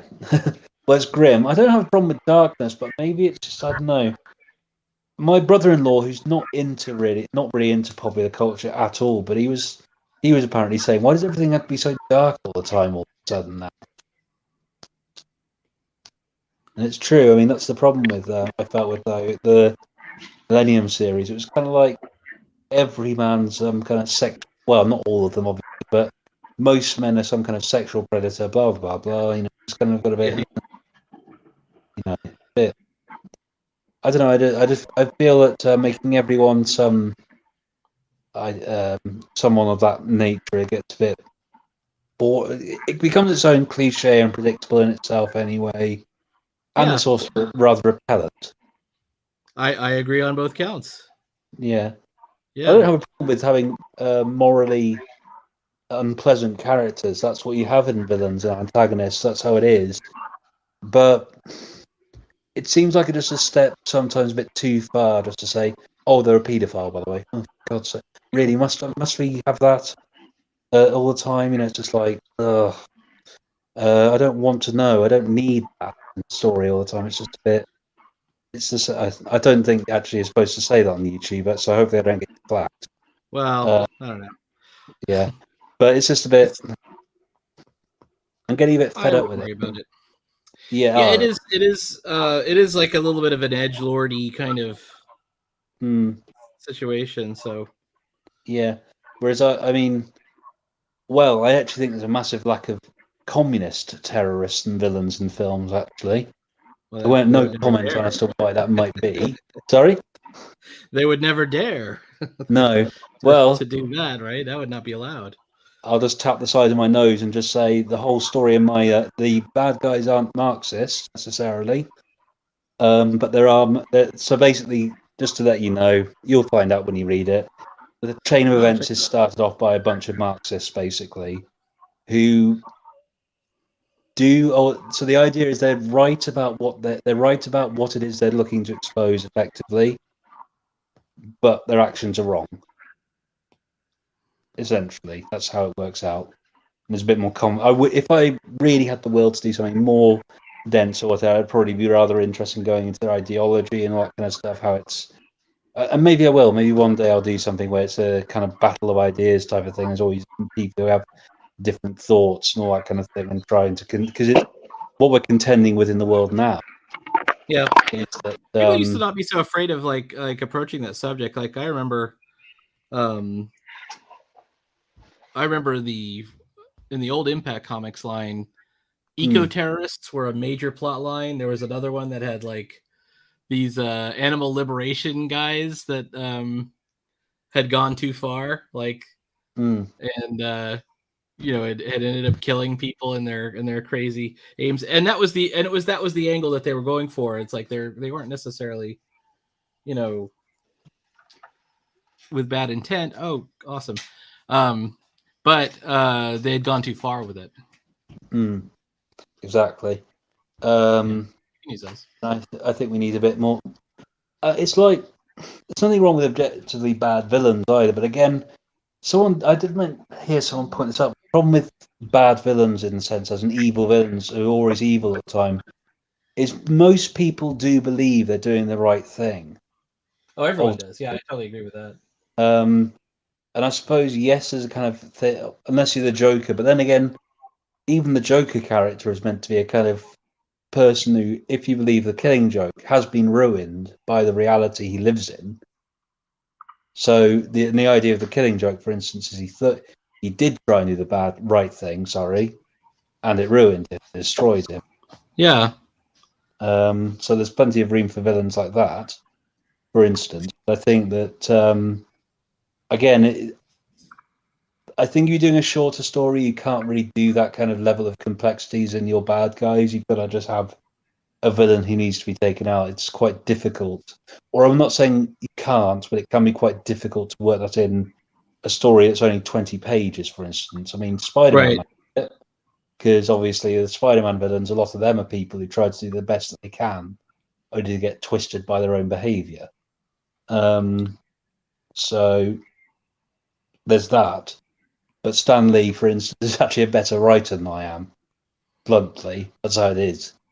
Well, yeah, I mean, it's one of those things. So we the best we could do is just keep working at improving incrementally with each finished project, and hopefully get to the point where Well, and by the way, the funny thing is, a lot of people that have been considered vaunted experts that are oh, this guy you should really look up to. Like, I started out looking up to all of them, and slowly over time I can start to see the cracks, right? You can start to see where this guy missed the mark here. You can really see it. And like, I think I would have gone a little further with that, or or a really impressive comic that's really well drawn or impressively drawn, and you go, it's nonsense. There's nothing happens in this comic. Like, it's here's 20 pages and it resolves on the 20th page with something that was never mentioned on the previous 19 pages. And the entire thing takes place in one room. I mean, what did I just read? And over time, as you get a little bit better, you start to see that you can start to see the cracks. Well, that's the problem, I think, with Stieg Larsson, at least based on the films rather than the books. And maybe over time he'd have been able to work on that had he also not died early. A lot of his male characters and a lot of the conspirators involved in the storyline are just bad. There's no real sense that they're doing something because they believe it's within the interests of the society of which they oversee, or whatever. You can get motivation when people do something, again, horrible, but they believe it's because it's for the better of, I don't know, the state, for instance, or even if you want to get really complicated and give you stuff like it legitimately is a good thing that's happened as a result of doing a bad thing, but it doesn't make it mean the bad thing is the right thing to do. And that's, I suppose, what you can start to explore as you kind of get a bit more nuance and understanding of storytelling. And that's the big flaw of Deus Ex as well, is I would say that as well. What do the antagonists and the Illuminati in that universe actually want, really, other than just rule the world? Right. I mean, whatever you think of the whole notions of Project 2030 right now, allegedly, I would still, if you believe in that and believe there is a legitimate plot to do that, I would still give a little bit of leeway to suggest that the people who are working on it believe it's the way to move forward to make a better world. I think they're wrong. Right. I agree with you. I think a lot of people have also, like, they've become extremely neurotic about things like climate change and diseases, like the big pandemic thing. I saw so many meltdowns, and I saw people melt down in real life, like at stores and like in public, that that they've got mental problems. Like, that's they're thinking, oh well, the real problem is all the people I don't like, or whatever. But that there's some real, like, neurotic instability going on. Well, I'm going to be honest. I think when it comes to, again, some of the work I did wonder whether to make some of the stuff in my work full-on social justice warrior types, but I decided against it. Not because I was scared that my rather limited release schedule would cause repercussions, it's because they're boring. Oh, they are. Yeah, totally. They totally are. It's neuroticism, and they're in the end of the day. I saw a clip today, and it was this crazy lady at like a Burger King, and she's yelling at this guy with his kids because he didn't have his kids masked or something, and it's just that's not exciting. There's nothing that we're gonna get literally out of this unless we're doing like a Joseph Heller comedy. It's very weird. It's all weird. I will say I do wish I was a funnier writer on that basis, because it's perfect for satire and lampooning. It'd be great. Yeah, absolutely. Definitely, yeah. It's this kind of thing, but I'm not really that much of a. I mean, maybe witty every now and again if the moment takes me, but generally I don't really consider myself a particular wit that can make jokes left, right, and centre that's really bang on or whatever. I just I know the material's there, but I'm just not that good at utilising it in that way, because it is quite a big deal. It's difficult enough to be funny in conversation with people, or if you're on a stand-up on a stage. It's another thing to be able to do it on a page as well. That's quite a big thing to be able to do. If you can genuinely really make people laugh on paper. Well, I quite like trying to slide a joke in here and there if I can get away with it. But you can't plan it out though. It's usually when you read it a second time and you go, that would be the perfect time for him to say this instead, or whatever. Exactly. But I don't tend to be. I mean, maybe I could get classes if I want to do to humour writing, but if I'm really honest, again, it's a matter of it just doesn't really interest me. I'm not that interested in doing humour books, frankly. I would. I think if I was to move away from the current genre of action thriller stuff or whatever, and I'd probably veer more towards stuff like, I suppose, influenced by people like Raymond Carver or Chekhov and all those kind of people, or I suppose you could even say, they're writing out Ghost World kind of thing. But even then, that's Dan Klaus, Dan Klaus, yeah. But even then, I'm not. Well, there's a lot of humor in Dan Klaus though too. There's a very dry humor to it. Well, yeah, exactly. And I don't know how much I am drawn to that kind of stuff. It's kind of this thing of I always feel that if an idea comes to me, it'd just be better. It's like anything. Everyone has that thing, don't they? If they come up with an idea, they just want to draw it, I guess. But I know you don't imagine Lee Child, for example, writing. I'm just trying to think of something. Pride and Prejudice or Sense and Sensibility. It's Jack Reacher. That's what he does. To suddenly come out with something like that is quite a flip. Unless he really has an idea that he has to come out with of that nature, then you're not going to see it anytime soon. People sometimes gravitate just towards a genre. Although I will say, again, Jack Reacher, I've read Killing Floor, but I couldn't get away from the feeling that once you've read that one, you've read them all. Well, I will say I'm motivated by the same thing, except my interests are like literally action figures and comic books. So like comic book superhero type characters. So it's the same kind of goofy thing. But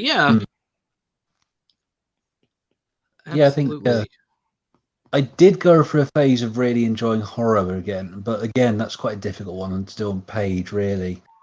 I think the closest I could possibly come to doing horror for the most part would be single images rather than the sequential story. To really make horror sing, you have to be able to tell a horror story, or I think that works for the best, where you've set it up, and that could be really tough. Like it was like telling a mystery. Like how do you set that up? I don't know if I've read enough mysteries. I read a few. Like I've read the original stories from the Morse, that were the basis of the Morse show, and they're all mysteries, but they're all based around crossword puzzles. Like that's the original premise of the show. Is he's like an expert crossword puzzle solver. You got to be quite. There's a certain type of writing which does demand you to be quite clever. Yeah. Because there's a part of me that's thinking earlier, I wouldn't mind doing a story where one of the protagonists is maybe a psychologist. Just one problem. I'm not a psychologist. And to be able to write that, you're probably going to have a really comprehensive knowledge of psychology. Or You do can some, do it. yeah, it'd be like a lot of research at a minimum, you know. Well, maybe in about 2 years I could get away with it, because hopefully, touch wood, later this year, if I'd make the application, I'm planning to try and do an art psychotherapy course, which would mean I wouldn't be a qualified psychologist after it, but I would be a therapist, qualified right? art therapist. Yeah. So basically, I'd have to steep myself in people like Jung, and I don't know about Freud. I mean, art therapy was actually apparently invented by Carl Jung. So it's kind of, he's rather a central figure in it. I have read a bit of a psychologist called R.D. Laing, though. He's full of shit, in my opinion, but he was a communist, so what do you expect? Have you seen, I don't know if this is a tangent or not, but when you brought that up, have you seen All Quiet on the Western Front, the new version of it? Nope. I've heard it's very good. It's really good. Just so you know. I'll try and get around to it. Because you brought up old psychiatrist guys. I think maybe that's what triggered that in me. But yeah, fair enough. That's the only thing, really, when you try to. That's the problem with trying to be clever when you're writing, isn't it? You've got to kind of really know your stuff. It's all. I'm absolutely not. What's the word? Dismissing a genre which is action or whatever. That's got its own skill as well. Or superheroes, whatever. It's all. I mean, it's superheroes, even though descended from Greek myth, essentially. They absolutely are Herculean might and all that kind of stuff. So the familiarity with even that side of things is still important when it comes to being able to create that kind of genre.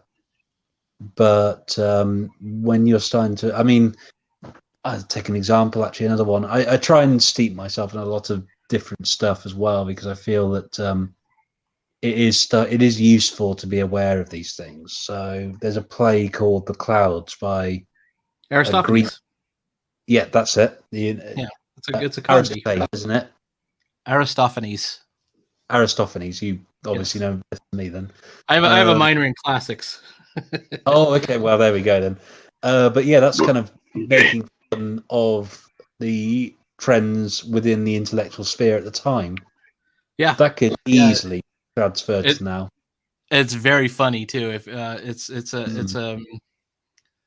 talk about poking fun at people. It's really good. There's another one called The Birds. The Clouds, The Birds. I've heard that. Yeah. Yeah, it's Plato he was mocking, wasn't it? I think so, yes. And Socrates. And Socrates was I think Socrates was his mentor. I'll have to look it up again. Aristophanes has a relationship to Socrates, though. You're correct. And I can't remember what exactly it is. Yeah, I can't remember. I did start watching a production of The Clouds at one point, actually, but I found out about it because I read a political magazine in the UK called The Spectator, and there's a column in that where a classics professor, he writes a column in The Spectator every week, and he always kind of tries to draw parallels of the ancient world with events of now. And he cited those plays when he was talking about particularly The Clouds, actually. It makes perfect sense. Yeah, exactly. Now that I think back at it, I had to read it. I actually had to read it in Greek, but then we would be translating like a sentence at a time, and then talking about it, and then talking about our analysis of the book. And this was in 1989. Yeah. It's a long time ago. But fascinating. Definitely a cool time in my life, I guess. I don't know. Yeah, Aristophanes stuck with me. My favorite, of course, was I like the big epics. I like the Iliad and the Odyssey. Especially the Odyssey. More so. The Iliad's really just a war story. It's just all these different. But there are some cool parts to it. But the Odyssey has like a fairy tales aspect. They end up on this island and they fight the Cyclops or whatever. The Iliad had these cool points that liked. Like there's one chapter where they take all like the toughest dudes, and it's like Achilles and Ajax and all these guys, and they go like on a commando mission where they sneak into the Trojan city just to get some lay of the land or whatever it is. I was like, oh, this is badass. This is the greatest thing ever. When I was a young college student, I'm like, this is amazing. I've never read anything like this. Absolutely, yeah, I bet. Yeah, I do regret not looking into sooner. I always gravitated more to the Norse myths. I like those as well. Yeah, well, those are great as well. Talk about the great fairy tales. I think a lot of those are all the Norse ones. Yeah, absolutely. Well, Brothers Grimm and German and all that kind of stuff. I totally enjoy I'm a Brothers Grimm enjoyer for sure. I think it's. I will say this actually. I really don't like the way that I'm not keen on the way Marvel designed the Nordic gods and all that kind of stuff. I felt it's like I prefer Arthur Rackham's way of doing them much more. I think that because Scandinavia and England, or Britain, sorry, in terms of the way the countryside looks, are not hugely different. And to my mind, I always feel that Rackham, being probably influenced by rural Britain anyway, probably kept better about what those gods would look like. And I always think that, I don't know, I always feel that the Norse gods should feel a lot more grounded. It's like with these kind of rather overtly flamboyant versions of Vikings, which you saw in that Pathfinder movie. I'm talking about the later one. There's another one that was done in Lappish from Norway from the 80s, I think. But they did another one which is based on a comic book of the same name, which has a similar concept. So I don't know if it counts as a remake or not. But they made these Vikings rather un-Viking-esque, and I'm not really keen on that. I like them to look like they did, which I don't know. I've always been a bit anal about that kind of thing. If I know it's wrong, then it really annoys me. I like The Last Kingdom. That book series is amazing. I saw, or is it The Last Saxon? No, it's The Last Kingdom. Last Kingdom. Yeah. That one's really good, but you should read the book because they crunched it together too much. But it's all about it starts out, there's a lot of the Norse invasion, the Danes. The Danes are invading, and how just like brutal and savage they are. But then there's a lot of Uhtred, the main character, who's from Northumbria, and Alfred the Great, the only king to be called the Great, and it's just awesome. Like I missed a train stop one time because I was so engrossed in reading it on my phone. I actually read the first novel. What do you think? They are very good. Oh, very good. I read it years ago. It's excellent. I've actually got quite a lot of them. I've only read the first one. I've got about 10 of them on my shelf already. Yeah, but we'll get to them because I got But yeah, I think I was all over it the moment they mentioned in the introduction gods like Woden and Thuna, because they're kind of forgotten about a little bit now because obviously we don't know much about them besides what we have in the Nordic. Do you like the Arthurian romances? Not as much. Guy, enjoy them well enough. You might like this. This is Bernard Cornwell, is the same guy who did The Last Kingdom, right? He did a retelling of the Arthurian stuff.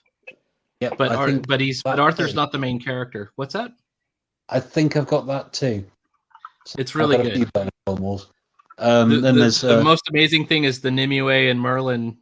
Like Merlin, there's not really a wizard. He's just a particularly smart guy who knew how to study the Romans and all the kind of technology of the Romans. So it's really cool. I wasn't too taken with the TV series of The Last Kingdom, if I'm really honest. I thought it did seem like I was a bit disappointed as well. Yeah, it looked like it was trying to compete a bit with Game of Thrones, and it was very obvious in that respect. And I think I remember seeing a professor of Anglo-Saxon actually look at the sword that Uhtred has, and he says they wouldn't make that. He said it's just practical. It looked like Ren Fair stuff to me, so I was like, this isn't what I imagined it as. So having read the books first, I was like, I think they missed the mark. Yeah, Yeah, I agree with exactly. you on that. Having said that, there is one Bernard Cornwell adaptation which is very good, and for once the main actor in it doesn't die. It's sharp because it's Sean Bean. Yeah. He doesn't get killed for once. Is he the only? Is this the only Sean Bean where he doesn't get killed? He doesn't get killed. I've in seen a Ronin. couple of Sharps. I've seen a couple of Yeah. Sharps, but not all of them. No, it's worth watching the whole thing definitely if you can. Really good. No, he doesn't get killed in Ronin either, but he does leave the cast early. Have you ever seen Ronin? I haven't seen that one either. Really good again. It's Robert De Niro. It's he's the main actor in it. He can't Oh yeah, pronounce. I'm not familiar with it. Now that you mentioned it, but I haven't seen it. Yeah, he can't pronounce Hereford. He pronounces it Heresford, which everyone likes. Welcome to Heresford. Yeah, exactly. No one says Hereford. It's Hereford. But then again, it's like in America. I don't know. I don't know what they call it. There is a Hereford in the United States actually, but I have no idea how they pronounce it. I know that because Worcester's nearby as well, they pronounce it Worcester. I think in Massachusetts. Over Worcester, here, yeah, it's Worcester. But I think so you have Worcestershire sauce, of course. So you pronounce it like you pronounce that as it should be, but it's actually Worcester, not Worcester or Worcester. That's but you know, it just how things are. Things move and forward. People. That's a phonetic way of spelling it. You separate words change as you're more separated from different groups as well. And languages evolve. I mean, English shouldn't sound like it does, really, but Yeah. language evolved and it became a mix of French and Anglo-Saxon. It's just how things are. Technically, the English should sound more like the Dutch, but there we go. The French is what makes it so unpredictable. Yeah, it's only like 60% French and then 40% Anglo-Saxon, which is the closest language that the English has, or Old English has, is Frisian, which the Frisians being a minority. They get mentioned in Last Kingdom, actually, the Frisians. They do, yeah. There's he goes to a Frisian island. Yeah. There's an island where there's some kind of warlord that he just defeats, and he takes over that island. And he's a Frisian. The Frisians are a Dutch minority, basically, and apparently the English can just about have a conversation with them. We'll understand each other. But yeah, if we'd never been invaded, basically English and Frisian would be pretty much interchangeable. Well, that's interesting. I didn't know that. I was always trying to figure out who they were. I'm like, the Frisians, is that like where France comes from? No. The Frisians comes from France. Yeah, the Frisians basically are a Dutch minority. Yeah, I'm glad you told me that because I wasn't sure the whole time. I just kind of chalked it up as a thing. And there's all those. What are some of the other ones? Like I know the name. There's the Flemish in Belgium who speak Dutch. If you play, there's a game that I play every once in a while, and you can be recruiting all of these different tribes, and some of them are like kind of Germanic, and some of them are kind of like you can go as far as recruiting the Sassanids. What's that? Sorry, I was going to suggest maybe. Okay, I don't know them too much, but I know about the Slavs and the Finns. They were another category of the Northern Europe. Yep, they're in there. I'm trying to remember what this game is called. I can't remember. Might know the one you mean. I always find it interesting, actually, just as a slight political note. I know that lots of people have a big thing about slavery and reparations or whatever. No one wants to acknowledge that slave comes from a word. Yeah, it's from white people. Yeah. It's from Slavic. Yeah. And no one wants to mention. I'm wondering when Russia will be asking for reparations from Norway, or no, it'd be Sweden actually, because the Rus were Swedes. They weren't Norwegian. So, it's the Danes who are out scooping people up always.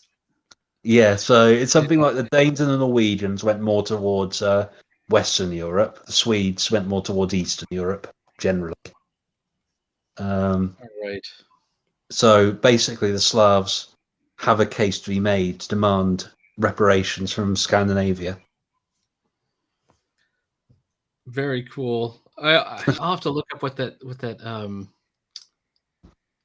game is, because it has all the tribes like laid out, and they have their costumes and their symbology and everything is like perfect in there, so you can kind of see what it is.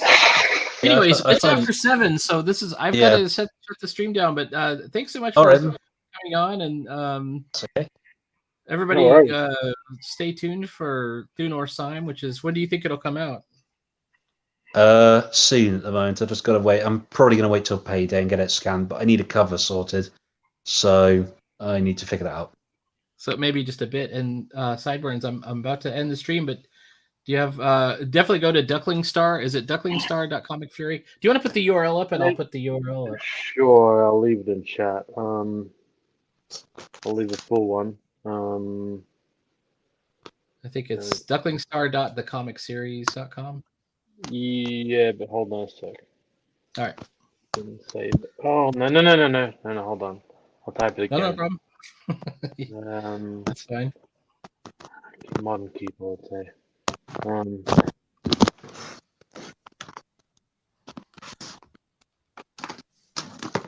Alright, that's the full link. You can post that. It's on hiatus right now for another 2 weeks, but you can enjoy. There's 2 chapters up, so you can read those. Very cool. Mm-hmm. I don't see your URL, but yeah. So It's definitely on the private. In the private okay. chat. It's on the private chat. Okay, I was gonna actually put it in the thing over here, but I can grab it. Control C, and there it is. So if anybody hasn't seen this thing, it's set in a space water park, and it's got a unique premise, and it's Adventures of the Security Guard. I think it's the greatest premise in the world. It's awesome. Very fresh. But it is. It's really cool. It's a very original. This is a very original take. All right. And as for my stuff, I just finished Brillig. There's 31 pages that you can read on Instagram if you go to my Instagram, which is RabbitFighter13. And then also those 31 pages will be in the next 9 Volt anthology, Adventure Awaits. This battle, what is it called? The Beast Rangers will also be in Adventure Awaits, and also Tarzan. Let me find my Tarzan pages. Tarzan and the Jungle of Demons will also be in Adventure Awaits. Tarzan won't be in color though. It'll be black and white in that particular comic. I'm still working on that one though too. There's a little Tarzan panel you can see, and that will come out in June. So I will talk to everybody later. I will be kind of hit and miss next week because I'll be in Texas, but we'll see what happens. Might happen after all. My mom has terrible internet. All right. Have a good one, man. Then. Good night. See you all later. Yes, good night. Cheers. See you later. End the broadcast.